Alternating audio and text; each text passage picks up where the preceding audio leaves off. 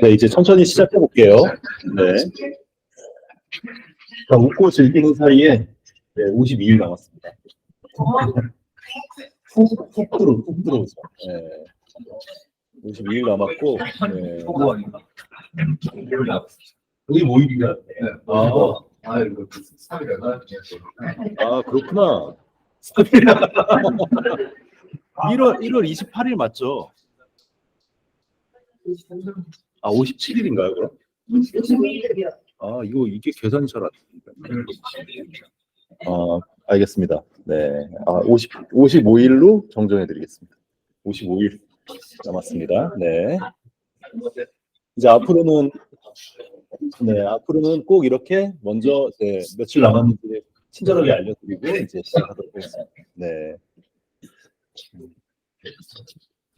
오늘 소프트웨어 공학이고요. 한번 시즌 1 때 한번 어느 정도는 하셨죠. 그래서 시즌 2 때는 기본 토픽보다 이제 응용형 문제들로 좀 주로 출제를 하신 것 같아요. 네, 그래서 참고해 주시면 좋을 것 같고, 디지털 서비스, 네, 다음 주에 디지털 서비스 하고요. 12월 16일 날은 저희가 그 다음 날 모의고사가 있기 때문에 토요일 날 수업합니다. 네, 이거 어택 아니고 여기서 수업할 거니까 네, 그렇게 참고하시면 좋을 것 같아요. 그리고 그 다음 주는 24일, 31일, 1월 7일, 14일 계속 달려요. 네, 최종 점검하고 20일 날 이제 파이널 라운드 들어가실 분들은 이제 파이널 라운드 들어가고 1월 27일 날 시험 보는 일정이고요. 이거 지난주에 제가 공개해드리기는 했는데 27일 날 시험 보고 2월 28일 한 달 뒤네요. 한 달 뒤에 발표가 나게 됩니다. 네. 그때 다 면접 준비하고 뭐 이러면 좋겠죠. 네, 그렇죠. 네. 그걸 막 자꾸 생각하세요. 내가 면접 준비하고 하는 그 모습들을 이제 쓰는 거 그만하고. 네, 제가 그때 말씀드렸나요? 저희 와이프랑 이제 저는 합격할 줄 몰랐어요, 필리핀에. 네. 그래서 이제 제가 안 오길래 그냥 떨어졌나 보다 싶어가지고 포기하고 있었는데 혹시나 해서 점수는 몇 점인지 알아야 되니까 상업이랑 거기 그 클래스에 들어갔는데 합격을 한 거예요. 여기 문자로 안 보내줘 하고 딱 봤더니 카톡으로 보내요. 네, 나는 문자로 올 줄 알았는데 합격을 해봤어요. 네, 그렇게 이제 문자를 보내줬는데 너무 그 벅찬 마음에 와이프랑 이제 통화를 했었는데 와이프 첫 마디가 그랬어요. 오빠 이제 쓰는 거 끝났다.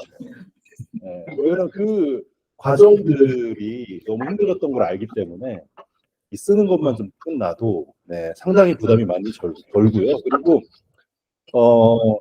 그 면접 같은 경우에는 70%를 붙었고요. 네, 10명 중에 7명이 합격을 해요. 그렇기 때문에 거의 이제 필기만 합격하시면 거의 대부분 굉장한 하드가 있지 않는 이상 다 합격하시니까 좀 힘을 내셨으면 좋겠습니다. 다들 좀 졸려하시는 것 같길래 제가 충격을 하나 더 드립니다. 지난주에 제가 저는 한 달에 한 번씩 대전에 컨설팅을 하러 가요. 네. 그래서 그 기술사들을 그때 대전에서 합격한 기술사들을 만나고 있습니다. 다 여기 옆에서 같이 공부했었던 사람, 홍수님, 윤진님, 뭐 진선님, 그리고 영호님. 네. 그 홍수님 같은 경우에 홍수님이랑 진선님은 최근에 끝나가지고 면접 끝나가지고 같이 그 얘기도 좀 하고 했거든요. 한 달에 한 번씩 대전 가면 좀 보고 있고, 저희가 또 12월 16일 날 또 BP반 전체 송년회식이 아니라 송년회식이 있어요. 1년에 한 번씩 하고 있는데 빨리 들어오십시오.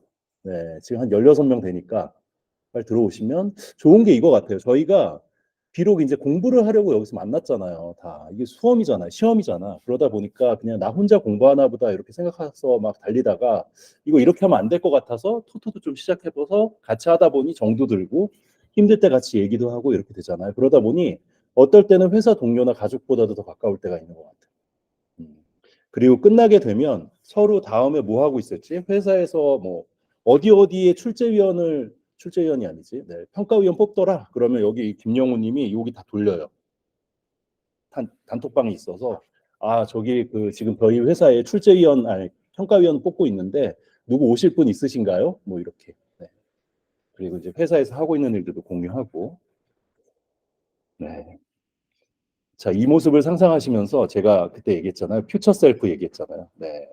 다 하고 계신가요? 132회 정보관리기술사는 내일이 아닌 것 같아요. 네, 오늘부터라도 늦지 않았으니까 꼭 외치고 하셨으면 좋겠고, 저희 빨리 그 BP반 기술사 네트워크에 빨리 들어오십시오. 네. 약간 자극이 필요하실 것 같아서 좀 졸려하신다고 하길래 그래서 좀 보여드렸고요. 그 주간 모의고사 해설 바로 들어갈게요. 별도로 이제는 쉬지 않고 바로 진행할 거니까 쉬실 분들은 잠깐 나가서 쉬고 오시든지 아니면 화장실 갔다 오시면 됩니다. 네. 바로 디지털 서비스까지 이어서 할게요. 자, 제가 항상 출제 기준 보여드리는데 출제 기준 굉장히 중요해요, 진짜. 이게 항상 말씀드리지만 이게 멘토들이 뭔가 막 쪽집 게 아니야? 왜 주간 모의고사에서 막 60%, 70% 나오는데 이거 대단한데 다 출제 기준에 맞춰서 내기 때문이에요. 네. 그게 멘토들이 특별해서 그런 게 아니라 물론 뭐 그 흐름이 있어서 그때그때 나오는 것들이 있죠. 뭐 S밤 이런 애들은 다 그렇지만 이렇게 기본적인 애들은 사실 얘가 이때쯤 나올 때가 됐네 하는 것들은 다 출제 기준에서 나와요. 6, 70%가 거기서 나온다고 생각하시면 돼요. 그래서 공부하기 전에 항상 내가 어디에 좀 포커싱해서 공부할지를 좀 봐주시면 좋을 것 같고요. 소프트웨어 개발 방법은 오늘 문제 나왔죠. 아키텍처 문제 나왔던 것 같아요. MSA 포함해가지고 제가 UI UX 좋은 UI UX 뭐 이거 냈잖아요. 그게 이유가 있습니다. 그리고 시스템 소프트웨어 아키텍처 오늘 성능 시험 문제 좀 많이 나왔는데 인베디드 소프트웨어의 뭐 평가 혹은 아니면 시험 뭐 이런 거에도 테스트에 대해서 나왔잖아요. 네. 여기 인베디드 애플리케이션 분석 및 설계 다 있잖아요. 네. 그리고 정보 시스템 운영 및 유지 보수. 네. 정보 시스템 운영 평가를 제가 오늘 낸 이유가 있습니다. 다 여기서 이 운영 및 유지 보수 이런 부분에 있어서 다 연관이 있어서 그런 거고 소프트웨어 안전을 왜 냈을까? 예, 여기 다 있기 때문에 낸 겁니다. 그래서 너무 할 게 많아요 하시는 분들은 요거 한번 보시고 기출 문제 한번 보시고 기출 문제 위주로 공부를 하셔도 충분히 커버가 가능해요. 네. 그러면 하나씩 좀 해보도록 하겠습니다. 소프트웨어 아키텍처 유형 이거는 지겹지 이제 뭐 그렇죠. 네. 저희가 한번 그거 한번 짚어볼까요? 아키텍처를 공부하면 제일 먼저 해야 되는 거가 뭘까요? 42010 기억나세요 혹시? 네, 이렇게 해가지고 뭐 대상 시스템 있고 쭉 나오는 거, 관심사 이런 애들 그거 하고 나면 그 다음에 이제 뭐 SAD에 들어가는 요건들, 그러니까 소프트웨어 아키텍처, 디스크립션이었나요? 뭐였지? 음, 도큐먼트였나요? 네. 거기 안에 들어가야 되는 요건들, 요것도 있었던 것 같고, 그리고 그게 이제 설계에 관련된 거죠. 네. 그리고 이제 이게 바로 그 42010 보면 밑에 하단에 소프트웨어 아키텍처 유형, 뭐 패턴 이런 걸로 나와 있거든요. 그게 바로 요 부분. 그래서 아키텍처는 아까도 보여드렸듯이 아예 찍어서 아키텍처를 내겠다고 하잖아요. 지금 여기 아키텍처 설계 및 문서화 이게 SAD. 네. 이행, 변경 관리 뭐 이런 애들. 근데 최근에는 MSA를 많이 쓰기 때문에 MSA 관련된 문제들이 나오는 거고. 네. 아예 내겠다고 얘기를 하고 있습니다. 그래서 여기서는 일단은 기본적으로 최대한 많이 적어. 이런 문제가 나왔다. 그러면 최대한 많이 적어 주셔야 돼요. 왜 그러냐면 대칭화, 클라이언트 서버, 마스터 슬라이브 이런 거는 웬만한 사람들 다 써. 네. 이거는 얼마나 깊이 많이 써주냐가 관건이에요. 근데 내가 차별하기 좀 어려울 것 같다 하면 아예 그냥 제끼시는 것도 방법일 것 같아요. 오히려 사람들 안 쓸 것 같은 건데 내가 잘 쓸 수 있는 것들. 네. 그런 애들을 좀 써주시면 좋을 것 같고요. 우리가 숲의 아키텍처 설계를 할 때 그거를 도식화해서 그림을 그리게 되잖아요. 아키텍처의 유형, 아키텍처의 모습들을 도식화해서 그리게 되는데 그거를 어떤 아키텍처 형태로 그릴 것이냐를 이제 요 유형을 참고해가지고 그리게 되는 거죠. 네. 그래서 이 유형들은 꼭 알고 계셔야 합니다. 네. 하나하나 설명을 하진 않을게요. 그래서 보면은 소프트웨어 아키텍처 패턴이라고 하기도 하고 유형이라도 하기도 합니다. 그래서 대부분 이제 그 그림을 그리면 이렇게 유형으로 하고 그 설명을 쓰고 그림을 그려요. 대부분 이렇게 이 정도로 이렇게 지금 보면은 굉장히 많이 쓰셨잖아요. 네, 이 정도는 써주셔야 6점 나온다. 네, 봐주시면 될 것 같습니다. 그리고 나오는 게 아키텍처 끝나고 나면 이제 나오는 것들이 아키텍처 평가가 있잖아요. 네. 지금 시험 문제는 어디까지 나왔냐면 아키텍처 평가 보면 처음에 뭐죠? 평가하는 방법 가장 기본적인 거. 쌈. 그다음에 나오는 게 네? 아탐 나오고 그걸 비용적으로 한 게 C밤이 나오고 네. 네. 뭐 이아탐 뭐 이렇게 쭉 나오잖아요. 네. 기본적으로 요 구조는 꼭 알고 계셔야 되고 지금 아탐과 C밤에 들어가는 그 해당되는 내용들까지 물어봐요. 그래서 걔네 둘 개는 1교시형으로 알고 계셔야 됩니다. 적어도. 아탐, C밤 얘네는 기본적으로 알고 계셔야 돼요. 그러면 어느 정도 소프트웨어 아키텍처는 기본적인 건 끝났다라고 보시면 되고요. 네, 이분도 보면 네, 이렇게 그림 뭐 복잡하게 안 그리잖아요. 도형 한 3개, 원 3개, 화살표만 가지고 다 그리면 네. 네. 이렇게 많이 여기도 보면은 뭔가 주저리 돕는 게 아니라 중앙 위치, 레파지토리 이런 파이프라인 이런 키워드 가지고 딱 설명 쓰시는 거 보이시죠? 네. 이렇게 써주시면 좋겠습니다. 지금 몇 개를 적은 거야? 와. 네. 이분이 제 이름이 기억이 안 나요. 합격하신 분 같은데. 아, 차상민님. 네. 아, 네. 임베디드 소프트웨어 테스트. 네, 넘어가겠습니다. 임베디드 소프트웨어 테스트는 일단은 개념부터 볼게요. 마이크로 프로세서 또는 마이크로 컨트롤러 내장에서 제작자가 의도한 특수 기능만을 수행하도록 제작된 컴퓨팅 장치가 임베디드 소프트웨어. 그리고 이걸 테스트하는 기법이 임베디드 시스템 테스팅. 이게 되는 거고요. 테스트 모델은 크게 2가지로 있어요. 오늘 뭐 잘 써주신 분들도 있으실 텐데 이 2가지 꼭 나와야 돼요. 모델이. 임베디드 소프트웨어 테스트 하면 이 2가지를 빼놓고 얘기할 수가 없어요. 네. 그래서 보면은 쉽게 이거를 뭐 상하, 횡 이렇게 써주신 분들이 있던데 이 데스 V랑 멀티 V 이 2가지가 꼭 나와야 되고요. 데스 V는 보면 이 화살표 있잖아요. 기본적인 V에 이게 절차거든요. 절차에 상하로 나눴어요. 그래서 상위에서는 통합 검증을 수행하고 이 선으로 나눠진 겁니다. 통합 검증 수행하고 하위에서는 소프트웨어의 상세를 검증하는 모델입니다. 모델이에요, 모델. 네. 그리고 멀티 V는 저희가 V 모델이라는 게 있는데 하나, 2개, 뭐 3개까지도 있잖아요. 여기 보면 네, 이렇게 여러 번 네, V를 반복하게 되는 모델이고요. 이 2가지가 꼭 나온 상태에서 이 테스트 기법들을 적어주셔야 하고 이 테스트 기법에 보면은 다 알고 있는 거예요. 뭐 명세 기반은 불동경 의상, 유분패 뭐 이렇게 다 얘기하시잖아요. 네, 근데 여기 뭐 이제 직교 배열 테스트 뭐 이런 애들이 들어가 있고요. 구조 이것도 뭐 다 있는 애들이잖아요. 경험 기반도 있는 애들이고. 네. 조금 더 위에 그렇기 때문에 차별화가 이것만 적어서는 차별화가 되지 않는다. 데스랑 네, 멀티플 V가 들어가야 임베디드 소프트웨어 테스트가 된다라는 말씀 좀 드리고 항상 좀 이게 임베디드가 나오면 이 2가지 가지고 꼭 써주세요. 네. 정보 시스템 운영 성과 관리. 네, 이게 한동안 좀 안 나왔는데 얘는 그냥 기본 아마 공공기관에 계신 분들이 저보다 더 잘하실 것 같아요. 제가 보기에. 네. 그래서 비용 증가하고 노후화 되잖아요. 네. 그거를 폐기하거나 통폐합하거나 구조를 개선하자. 네. 그래서 비용 효율화 시키고 신규 투자, 뭐 신규 투자가 필요한 부분은 신규 투자를 하자. 이고요. 전자정보법 45조 제3항, 제4항에 아예 명시를 하고 있습니다. 제가 어떤 제도는 항상 이 법적 근거가 있어야 된다고 얘기하잖아요. 법적 근거, 대상, 그리고 평가 방법, 혹은 아니면 평가 기준 나오고 절차 이게 꼭 세트로 나와야 된다고 말씀드리는데 이것도 지금 나온 지 꽤 됐으니까 가져가시면 좋을 것 같아요. 네. 전자정보 시스템 45조입니다. 네. 그래서 성과 측정 기준은 2가지예요. 비용이랑 업무 측면 2가지가 있고요. 그래서 비용 측면은 운영 적정성, 유지, 그리고 비용의 효율성을 보는 겁니다. 이 10가지 뭐 외우면 좋겠지만 시기 어렵더라도 저 앞에 있는 것들은 꼭 네, 알고 계셔야 하고요. 업무 측면의 측정 기준은 업무 수행 영향도, 사용상의 편의성, 업무 성과 달성도를 가지고 평가를 하게 됩니다. 이게 좀 복잡하기는 한데 일단은 요거를 좀 보시면 좋을 것 같아요. 1차 평가와 2차 성과 측정이 있어요. 네. 그래서 2차는 개선 방안을 마련하는 거고요. 여기 아까 보셨던 비용 측면과 업무 측면으로 이제 평가를 하게 되죠. 네.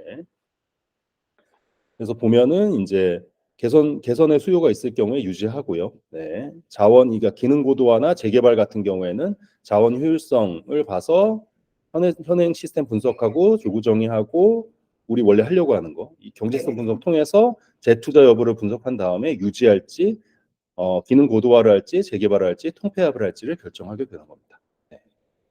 그리고 폐기 검토일 경우에는 재개발, 통폐합, 폐기 이 중인데, 폐기일 경우에는 그냥 폐기시키고요. 재개발이나 통폐합일 경우에는 아까 마찬가지로 이 절차들을 통해서 통폐합할지 재개발할지를 이제 결정하게 되는 거예요. 근데 앞에 어쨌든 성과 측정을 하기 위한 그 지표는 비용 측면과 업무 측면으로 나눠서 평가하게 된다라는 부분들, 네, 요것만 좀 가지고 계시면 좋을 것 같아요. 항상 제도는 법적 근거, 대상, 절차, 기준, 네, 평가 기준 이걸 가지고 가셔야 된다는 말씀 다시 한번 드립니다. 네. 테스트 자동화 이게 아마 2교시에도 지금 나왔던 걸로 알고 있는데 그만큼 좀 중요해서 그런 거죠. 네. 테스트 자동화는 뭐 이런 문제들 때문에 하는 거예요. 테스트 기간이 증가하고 사업 품질 문제 증가하고 뭐 이런 부분들 때문에 기업 내에서도 관심이 많고 특히나 리그레션 테스트 같은 경우에는 자동화해서 많이 하고 있어요. 저희 회사도 하고 있고 항상 보면은 개발 기간이 굉장히 짧잖아요. 근데 이제 테스트가 거의 개발 기간이랑 비슷하게 들어가는 경우도 있거든요. 테스트 케이스가 복잡할 경우에. 네. 그럴 경우에 여기저기 이제 뭐 테스트하는 기간 때문에 우리가 빠르게 배포해야 되는 CI/CD 같은 게 이제 문제가 생기게 되죠. 그러면 배포 바로 끊임없이 통합하고 배포하고 이런 그 사이클이 계속 돌아야 하는데 이 테스트에 병목이 걸려가지고 못하는 상황들이 생기니 자동화 테스트를 한번 해보자. 이고 이 자동화 테스트는 기능상의 테스트뿐만 아니라 이 전 테스트 전 라이프 사이클에 걸쳐서 다 자동화하기 위한 목표들이 다 있다고 생각하시면 될 것 같아요. 그래서 수동 테스트가 하는 게 아니라 그걸 테스트를 한번 자동화 해보겠다라는 거고요. 뭐 안전성, 전문성 이건 한번 보시면 될 것 같고 적용 단계는 요구사항 정의하고 툴 조사하고 뭐 평가하고 뭐 이런 파일럿 이거는 아마 다 어떤 툴을 적용하려고 하더라도 이건 다 들어갈 것 같아요. 요거보다 더 중요한 건 결국엔 요걸 것 같은데 자동화 방법이잖아요.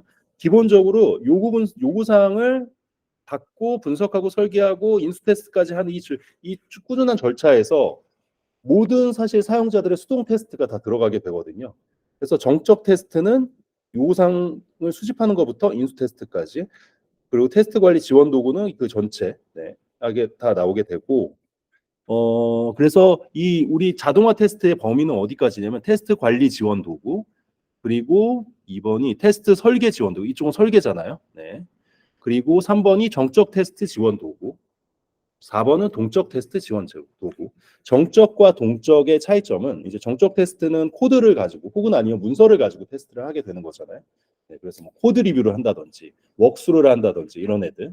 네, 이런 애들이 정적이고 동적 테스트가 우리가 알고 있는 테스트. 네, 블랙박스 테스트 같은 것들 있잖아요. 네, 그런 애들이 여기 들어가게 됩니다. 근데 그거를 이제 자동화시켜 보겠다. 아마 회사의 QA분이나 테스터분들이 하고 있는 그 역할들을 주로 자동화시키는 거고요. 이제 그 외에도 이 앞에 제가 말씀드린 것처럼 테스트 관리 지원 혹은 아니면 테스트 설계 그리고 실제 테스트, 동적 테스트 뭐 이런 것들을 지원하게 되는 거죠. 그래서 이런 어떤 각각에 맞춰서 아예 이렇게 컨셉을 좀 잡아서 암기를 하시면 좋을 것 같아요. 관리, 설계, 그리고 정적 테스트, 동적 테스트 이런 지원 도구들이 이렇게 있다. 네. 네. 되겠습니다. 최적의 UX 구현을 위한 세 가지 조건, 유용성, 사용성, 감성을 얘기했어요. 네. 그래서 어떤 시스템이든 사용하면서 최적의 경험을 갖추기 위해 유용성, 사용성, 감성을 반드시 충족해야 함. 뭐 이거는 이제 그냥 개념이고요. 그래서 이런 것들을 하기 위한 세 가지 조건을 다 만족시켜서 시스템 설계를 해야 한다. 뭐 이런 걸 한글에 넣어주면 좋을 것 같고 아마 오늘 이 유용성이라는 것에 대해서 뭐 한번 재생각해보는 시간이 되시지 않았을까라는 생각이 들고요. 네. 그리고 사용성, 감성 이렇게 세 가지가 일단 있습니다. 네. 오늘 보면은 그 저희가 좋은 UX를 위한 조건 10가지 누구죠? 네. 네. 그거랑 같이 연결해서 사실 쓰셔야 되는 면 좋았을 것 같아요. 네. 일단 유용성, 사용성, 감성을 얘기했잖아요. 그럼 얘에 대한 정의를 먼저 좀 써주셔야 돼요. 네. 그리고 얘가 사실 쓸 게 별로 없잖아요. 나는 그래 그냥 좋은 거, 아름다운 거 뭐 이렇게 쓸 게 없지만 일단 세 개를 물어봤기 때문에 UX에서 유용성은 뭔지, UX에서 사용성은 뭔지, UX에서 감성은 뭔지를 보고 이거를 적용하기 위한 기법들, 뭐 이런 애들을 좀 적어주셔야 사례나 기법 같은 걸 적어주셔야 답안이 풍부해지거든요. 네. 다음에 혹시나 또 이런 문제들이 나오게 되면 이렇게 물어봤기 때문에 물어본 거는 정의를 꼭 쓰시고요. 네. 그다음에 사례를 쓰셔도 좋고 기법을 쓰셔도 좋아요. 그리고 3단락에는 이거를 뭐 기업 내에서 좋은 UX를 적용하기 위한 뭐 아까 말씀드린 대로 뭐 닐슨 적어주셔도 좋고 그게 아니면 뭐 제언, 뭐 방법, 뭐 사용성 개선을 위한 사용성 테스트에 대해서 써주신다든지 네. 이런 것들을 좀 적어주시면 좋았을 것 같습니다.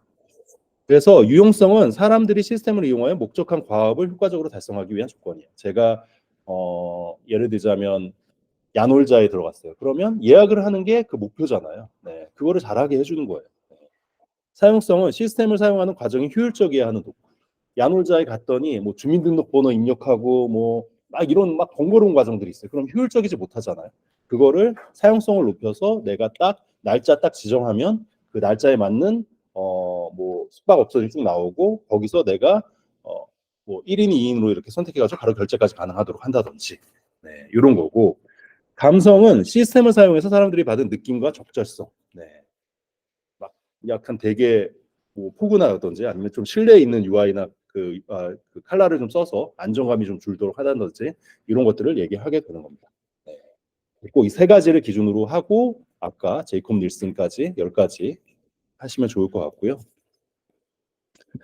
네, HCI는 이게 이런 게 있습니다. 그러니까 컴퓨터 인터페이스를 이걸 또 연구하는 그런 부분들이 있어요. 학문 분야인데 네, 이렇게 결국에는 사용자 정황에 대한 이해, 하단 과업에 대한 이해를 통해서 유용성, 사용성, 감성을 높이고 최적의 경험을 제공한다라는 부분입니다. 네, 안전성 분석 개념. 네, 이 두 가지를 물어봤잖아요. 안전성 분석의 개념, 안전성 분석 기법. 그러면 개념도 꽤 많이 써주셔야 돼요. 두 가지 물어봤기 때문에. 그냥 기법만 물어봤으면 그냥 정의 특징만 적어주셔도 괜찮죠. 그런데 이렇게 뭔가 분석 개념을 물어봤으면 적어도 약간 이런 정도는 좀 써주셔야 네, 여기 있는 것만큼은 써주셔야 됩니다. 네, 이거 잠깐 좀 설명드리면 시스템이 만족해야 할 안전성을 만족하는지 확인하고 분석하는 활동이에요. 네. 그럼 뭘 분석해? 라고 하면 여기 이제 위험성이 있어요. 위험성이 여기는 작고 커요. 그러면 이 중간에 수용 가능한 위험성, 허용 가능한 위험성, 수용 또는 허용 불가능한 위험성이 이렇게 딱 나눠져 있잖아요. 그러면 여기까지는 이제 허용 가능한 위험이라고 보는 거예요. 여기는 안전한 상태라고 보는 거고 여기는 위험은 있긴 하지만 요 정도야 뭐 이런 거죠. 뭐 우리가 뭐죠? 차문이 뭐 예를 들자면 이렇게 안 다쳤는데 네. 그게 크게 문제가 되지 않는 차문이 안 다친 문제가 크군요. 네. 네. 그렇죠. 네. 그런 거는 이제 수용 불가능한 위험이 되는 거죠. 네. 여기에 되는 거 차문이 안 닫히면. 네. 네. 그런데 뭐 와이퍼가 그것도 문제가 크군요. 네. 에어컨 안 나오는 거? 네. 에어컨이 안 나오면은 하지만 사람의 신체에 문제가 있는 건 아니니까. 네. 그렇죠. 네. 아무튼 우리가 뭐가 물건이나 전자제품을 사용할 때 크게 문제가 되지 않는 것들이 있잖아요. 근데 뭐 예를 들면 엘리베이터 같은 걸 탔는데 그냥 버튼이 그냥 표시만 안 될 뿐이야. 네. 예를 들자면. 네. 그렇지만 이게 막 가다가 갑자기 쓰고 막 이런 건 진짜 큰 위험이잖아요. 이런 것들을 구분해 보자는 거예요. 위험 분석을 통해서. 어떤 분석 기법을 통해서? 우리가 알고 있는 밑에 이런 분석 기법들을 통해서. 네. 그래서 여기 보시면 아시겠지만 세이프티 펑션이라는 게 있어요. 이 안전 대책이 필요한 애들을 식별하기 위함에 어떤 위험들이 존재하는지 식별하고 하기 위함이고 이걸 통해서 결국에는 기능 안전이라는 우리가 알고 있는 기능 안전이라는 쪽으로 이제 발전하게 되는 겁니다. 61508 다 기억나시죠? 네. 걔를 통해서 이제 각각 그 기업 그 분야별 안전 이렇게 이제 확장이 되는 거죠. 그래서 이런 설명들이 좀 충실하게 좀 돼야 된다라는 말씀 다시 한번 좀 드리고요. 이 안전성 분석을 위한 절차가 61508에 이제 있는 것 같아요. 개념, 범위 정의, 위험원 및 위험 분석, 안전 요구사항 명세, 안전 요구사항 할당. 61508은 진짜 중요해요. 네. 그래서 그 절차, 네, 다 알고 계셔야 되고, 그 표준에 들어가는 내용들 있잖아요. 걔네들도 좀 알고 계시면 좋을 것 같아요. 걔네들이 이제 얘를 기준으로 발전하는 거기 때문에. 그리고 뭐 이건 지금 2교시형의 답안이기 때문에 이렇게 자세하게 쓰긴 했지만 1교시형을 이렇게 쓰면은 한 문제 적고 다 끝날 것 같아요. 네, 그래서 핵심만 딱 적어주시면 좋을 것 같아요. FTA는 이 사상이라는 얘기가 있잖아요. 예, 여기 보면은 네, 이 조건들을 표시하는 이 얘네들이 있고요. 그리고 이 사상이라는 애들이 있어요. 네. 그래서 문제를 분석해 나가는 거고 FMEA는 여기서 중요한 게 세 가지죠.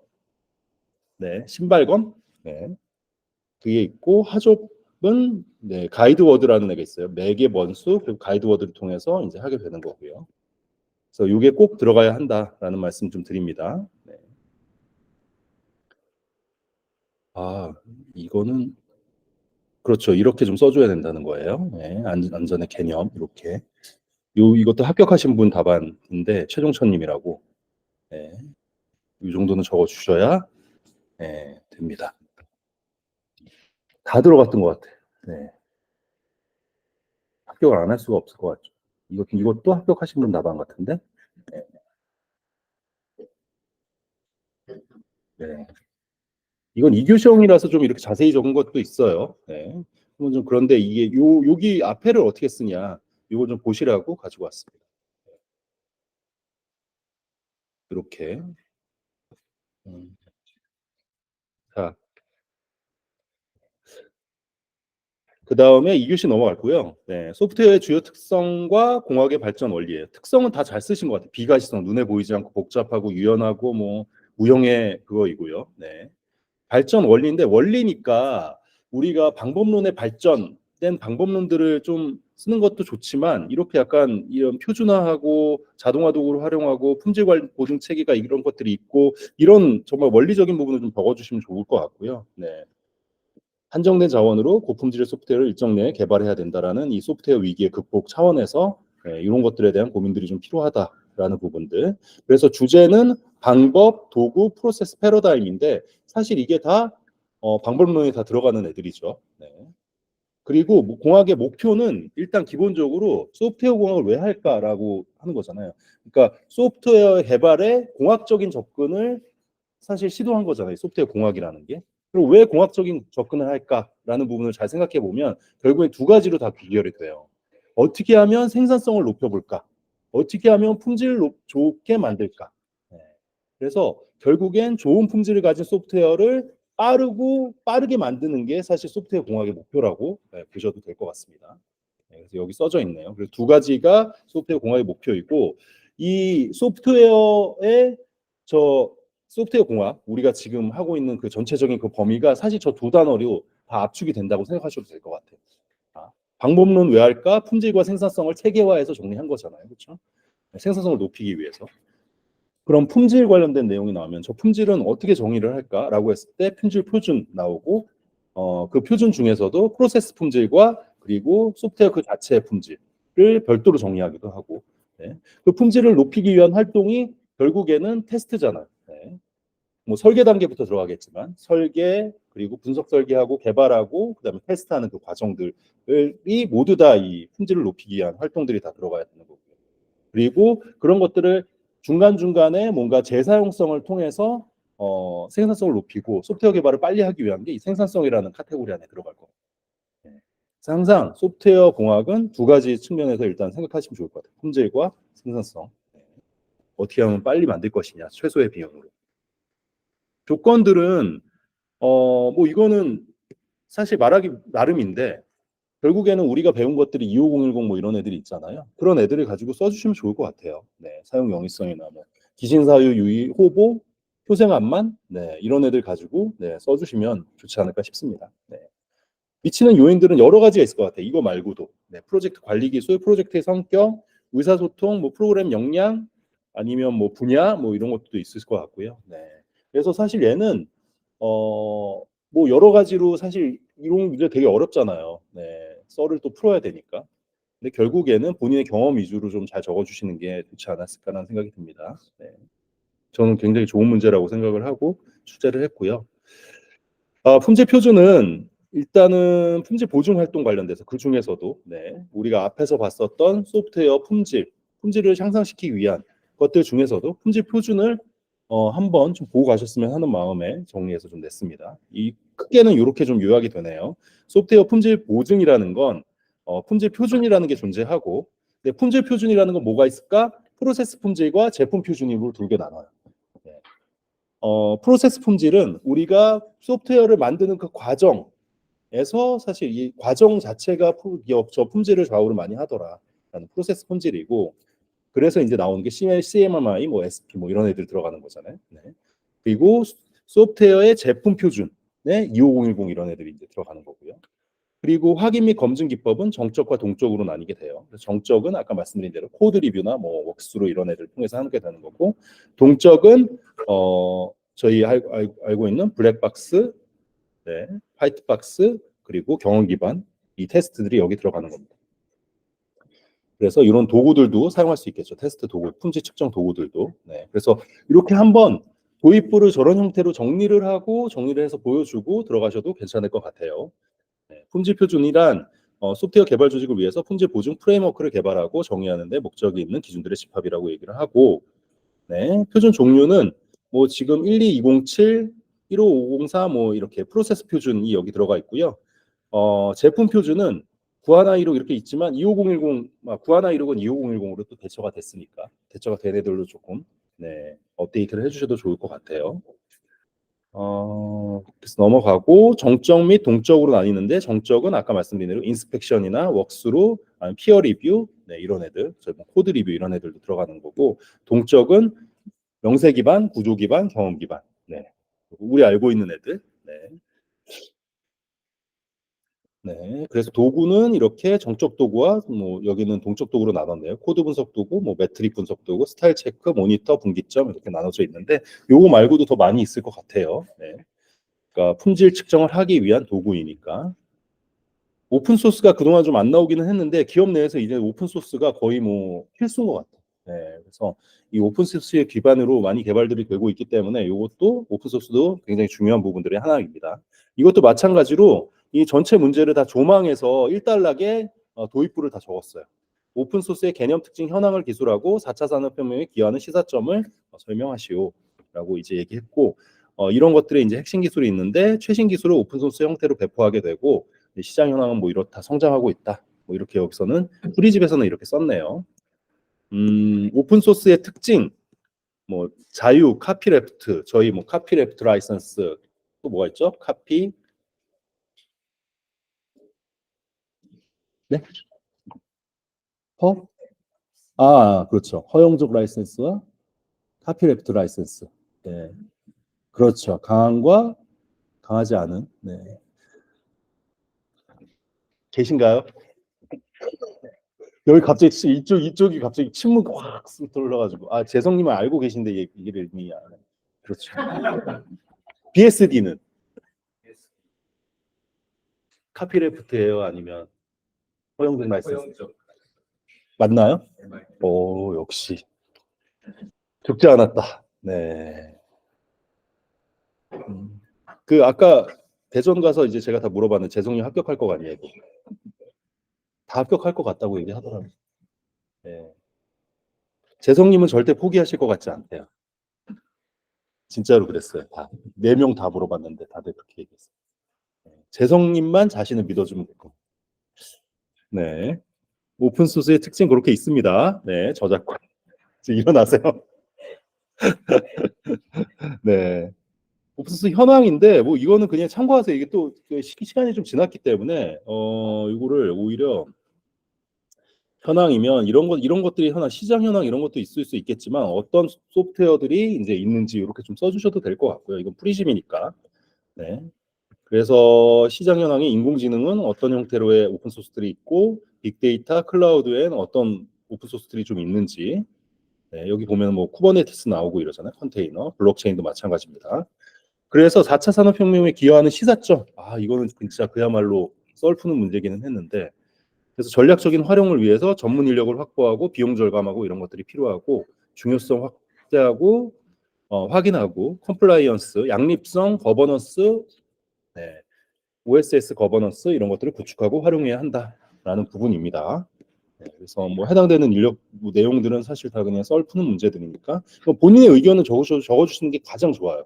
네, 이걸 외우려고 하지 마시고 오픈 소스라는 거는 외부에서 이미 공개되어 있는 소스를 가지고 이걸 처음부터 개발하기 너무 힘드니까 네, 가지고 와서 이제 그걸 기반으로 개발을 이제 하게 되는 건데 그걸 하면 뭐가 좋을까를 한번 생각을 해보시면 좋을 것 같고요. 네. 그런데 하지만 그거를 이제 쓰기 위해서는 전문 인력이 필요하니까 어느 정도의 전문 인력들이 와서 그거 기반으로 개발이 가능해야 하고 비용은 좀 절감되겠죠. 물론 이제 어느 정도 되면 비용을 내기도 하는데 이렇게 되고 고품질 제품 개발이 가능하죠. 왜 그러냐면 아예 처음부터 바닥에서 개발하는 것보다는 그래도 어느 정도 검증한 걸 가지고 개발이 가능하니까 네, 이런 걸 가지고 조금 인사이트 있게 좀 써주시면 네, 좋은 문제였습니다. 그래서 이제 프레임워크 구축 방안인데 이거 절차가 있고 이제 뭐 관리 및 개선 이런 애들이 좀 여기 있네요. 음, 이게 재성님 거 같은데. 그렇죠. 네. 이건 언제 때? 네. 15.3점 받았던 거네요. 네. 그래서 이런 소프트웨어이고요. 네. 리스크 고려, 오픈소스의 현황, 네. 법적, 제도적 이렇게 관점 나눠주신 것도 잘 하셨고, 내부 환경 이렇게 오픈소스 현황. 현황을 이제 내부 환경과 외부 환경으로 나눠서 네. 왜 그러면 기업 내에서 도입할 때 고려해야 되는 상황이기 때문에 그렇게 잘 적어주셨고요. 네, 그리고 4차 산업혁명에 기여하는 시사점. 네, 입니다. 뭔가 막 기여를 할 것 같죠. 네, 화살표들이. 네, 이렇게 되고, 이런 것들이 참 좋았던 것 같아요, 이제. 오픈소스가 필수이다. 네. 강글의 흐름에서 이제 강글을 제가 활용 잘하라고 말씀드리는데, 강글을 굉장히 잘 쓰시면 글이 짜임새 있게 잘 쓰실 수 있어요. 네. 시사점, 거버넌스까지 완벽합니다. 요거는 우리 네, 정원홍님 거 같은데, 네, 지금은 더 잘 쓰시는 것 같아요. 네. 한번 쭉 참고하시면 좋을 것 같습니다. 네. 네, 3시 29분인데 바로 그냥 이어서 디지털 서비스도 할게요. 잠깐만 끊었다가. 네.